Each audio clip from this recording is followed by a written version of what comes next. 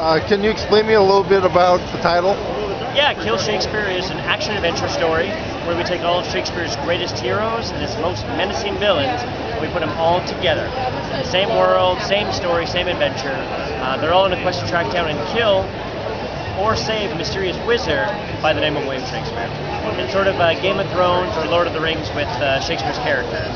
It originally came out as a 12-issue series with IDW Publishing, or 2 volumes. We've now put out Volume 3, and Volume 4 is on its way. In addition to the comic books, we've had a stage production that's played in about 15 or 16 cities worldwide. We have a board game that just debuted this weekend here at the New York Comic Con, and we're in development for television. That's the board game here? Yeah, the board game is actually right over here at our table. Yeah, it's a semi-cooperative game, so you get to play 1 to 5 characters: Hamlet, Juliet, Othello, Falstaff, or Viola. And you're supposed to work with the other players to stop Lady Macbeth and Richard III from taking over the land, but you can't work too closely with them because at the end of the day there's only one winner. So be warned, you may be stabbed in the back, or you may you may end up stabbing someone else in the back. Wow. How much does it cost? The board game retails for $60. It's published by IDW Games. It's that's cool. A division of our publishing company, the Sharp Game Division. It's the first original IP that they've put together for the new division. How did you come up with the idea for Kill Shakespeare? Do you write fan fiction, or do you get inspired by Abraham Vampire Hunter or something? No, we were actually inspired by Kill Bill, the Quentin Tarantino film. Oh, okay. Myself and Connor Career, my co-creator, we were sitting around brainstorming these video games one day, and suddenly the Kill Bill title came up, and we thought, hey, that would make a great video game, but I'm sure it's already been in development, or it's been done. So somehow we went from Kill Bill to Kill Bill Shakespeare, and we immediately thought of it as a story where it would be all of his characters on this quest to hunt him down and kill him. And that's, that was sort of the genesis of it, and as these things often happen, I mean, things change along the way, but I mean, the general storyline that we originally came up with has stayed very close to what it was. I really like that. Kill Bill Shakespeare. Kill Will, yes. Kill Will. So you start off with Hamlet in the beginning of the story. Why did you choose that as the starting point? Hamlet is perhaps the most famous of Shakespeare's characters, and it's the role that everybody wants to play. If you're an actor, you want to play Hamlet at some point in your life. And so that's cool. We just really like this concept of this guy who, is thrust from this situation, and he's a thinking man. He's an action hero. Some people think that he's more inactive than active, but if you actually analyze the text, he actually is very active. And he's the one that's causing everything to happen in his production. But we thought it was great, and it also served as a great entry point. We had that jumping in point where at one point in the play, Act 4, Scene 1, he goes off to England, at the end of Act 4, he goes off to England, and that's where his ship is attacked and pirates attack and all that sort of stuff. And so that's sort of like the perfect exit point for him and the entry point for him into Kill Shakespeare. Okay, that's cool.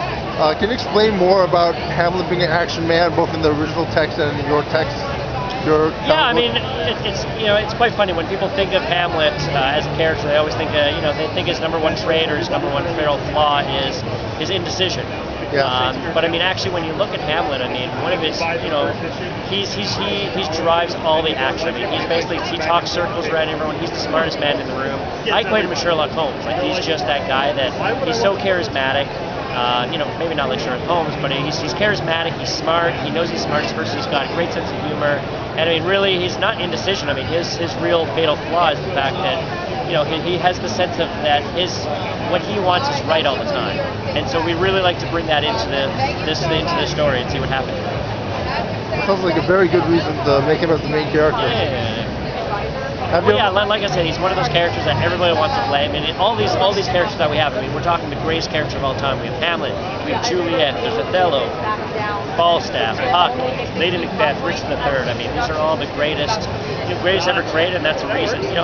They've stuck around for 400 years because they are so great. Right. Have you ever watched any anime? Sorry? Have you ever watched any Japanese anime? I've seen some. I'm not that much of an expert on it. I hear there's a lot of plot twists in your comic book. Yeah, I mean, there's a lot of. I mean, the thing is that everything's been around for 400 years. So I mean, it's I know some people have a debate. I've debated with some people that Batman is actually the Hamlet story. Really? A guy, young man who loses his family, loses a family member. His father. Then decides he wants to get revenge. Instead of getting revenge against the scum of Gotham City, he's getting revenge against his uncle and anyone who tries to get in his way in Denmark. Do you have a website where you write down all your stuff about Hamlet and all these characters? We don't have a website for that. We do have our Kill Shakespeare website, killshakespeare.com, and we're on Twitter and Facebook and Tumblr and all that. Okay, so if we want to debate about Shakespeare, we could probably contact you on there.